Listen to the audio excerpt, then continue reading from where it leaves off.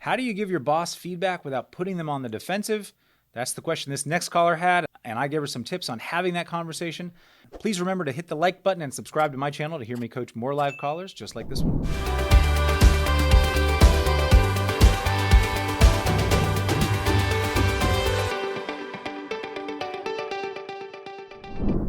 Alexandra, welcome to the show. How can I help you today? Hi, I'm calling because I have a question about something I'm experiencing at my job right now. So, the company I work with, we work in teams, and there's usually a team lead and then a supervisor that's technically a step above them. Currently, I joined a new team and I was brought on as the lead for the team. And we've been having some issues where we're doing like a big order, and on days when I'm not around, the supervisor usually covers the order for me, and I'm supposed to take over when I'm there. Unfortunately, the person who's the supervisor has been not having the most accurate orders, and it's been falling on to me because I'm the one who orders the majority of the days through the week. Unfortunately, it affects a lot of people outside of our team as well, and the flack still ends up coming down onto me. But when I talk to my supervisor about it, anytime they mess up the order, it's a team issue. But when I mess up the order, it's something that I could work to improve on. So you've got a supervisor that's not taking accountability for Yes. messing things up. Yeah. Yes. What do you think's going on? Is it he or she? She. She. So when she messes something up, is she not understanding something? Is she not following the right protocol? Like, what do you think's going on? Do you have any idea why this is happening? Why she's messing it up?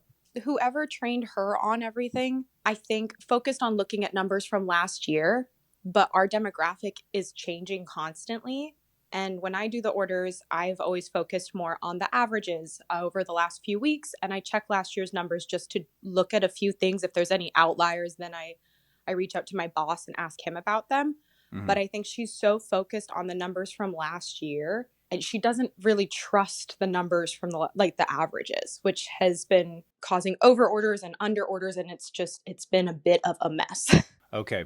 So does she acknowledge that at least there's a mess or a mess up, even though she won't take responsibility for it? Yes, she acknowledges that Okay. there is a problem. There was even one day I had taken a week vacation this summer, and when I came back, she was like, I apologize for everything that's going on, but I'll keep ordering for a little bit just to try and fix it, which has only led to further issues. And Okay. yeah, she doesn't really take the full responsibility, and that's been the biggest issue, I would say. Do you think that if you and her sat down and got on the same page about how these orders should be taken and she got more clear on it, do you think she could actually fix the issue? I think so. Being though that I am technically under her, I'm not sure how to bring that up. So there's a potential solution. It's just a matter of framing it. Like, how do you get her to the table to have that conversation? Yes. So she's basically saying this is a team issue. And so if you were to agree to that and you were to say, we have an issue here, it's a team issue, I would like to address it with the team. But before I do that, and before I dive into that, I think it's really important for me and you to get on the same page so that we're totally clear with each other and we are a sort of a unified front when we approach the team with it. Are you up for that kind of conversation? So you really make it about you and her being a team and then being able to, as a unified front, approach the rest of the team. And that way you have that conversation where it's not like she feels like she's getting blamed or she's defensive or something, where it's really about you and her just getting clear. Right. And I think that would be a great conversation to have. I tried to have it once. And when I brought up how I do the orders, she kind of, I don't want to say negates it because she knows I'm doing a decent job with them and people are usually happy with it. But she does say, oh, well, everyone does it differently. And she'll say, but don't forget to look at last year's numbers. Like she always puts that in. So I'm pretty sure that's the source of the issue. Okay. So if there's a soft way to put this to her, like if you had that conversation again, you came at her as sort of a team mindset and you said, instead of here's how I do it, you said something along the lines of, can we just go through it? Because I want to make sure that the way I'm doing it seems like the right way. So it's kind of like you're not telling her, hey, I'm doing it right, but you're saying, I want to make sure what I'm doing is right. Can we go through that? And then you go through it and you write it down right in front of her so it's very clear to both of you. Does this seem like the right sequence or the right way to do this? It's written down and see if you can get some agreement from her, some alignment. Yeah, that actually, that's a great idea. I will Okay. try that. If something like that doesn't work out, would you recommend going above? Or because I also don't love the idea of going above her head and Yeah. talking to our boss, basically. Let's say you try this, you say, hey, I want to make sure I'm doing this right. If you were to say, I really recommend that everybody does it the same way, because she's saying everybody does it a little differently. Well, maybe we could all get on the same page and do it the same way. And I'm happy to relay this to the team and make sure everybody knows how we decide that we want to do this. And here's the reason why it's important for everybody to do it the same way, because if we don't do it this way, then X, the consequences could be this.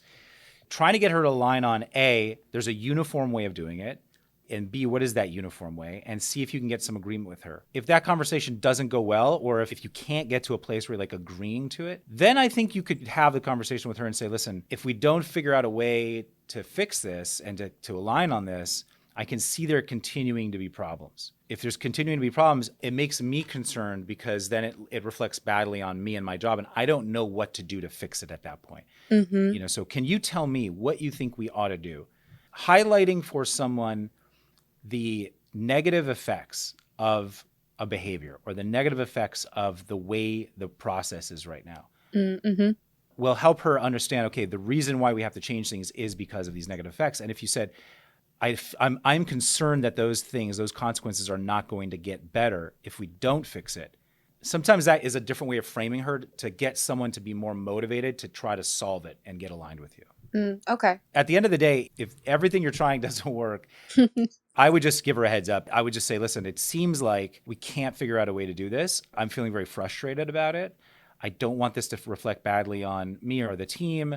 What do you think about bringing in, whoever is the next person up above her? What do you think about bringing her in to have this conversation? Because I think she might lend us some insight here if we bring her into this. So getting her buy-in to bring someone else in rather than just saying, I'm going to go around her and then she finds out and it's just Right. lost and stuff. Okay. That's a great idea. Yeah, that's fair. Okay, awesome. All right, so we have a few steps here Yes. to get to the next phase and see if this helps, see if this works.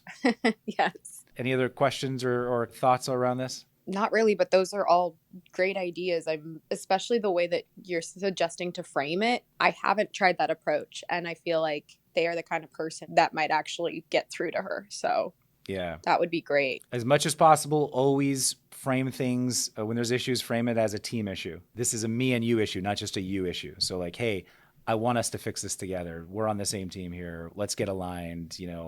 Am I doing this right? What do you see here? Like bringing her in to collaborate. Right. Yeah. Okay. Yeah. All right. Well, thanks, Alexandra, for coming on. Hey, thanks for tuning into the Peacebuilding with Dr. Pollack show. Don't forget to subscribe to my channel for more workplace conflict advice. Share on social media if you think your friends and colleagues would benefit from this episode.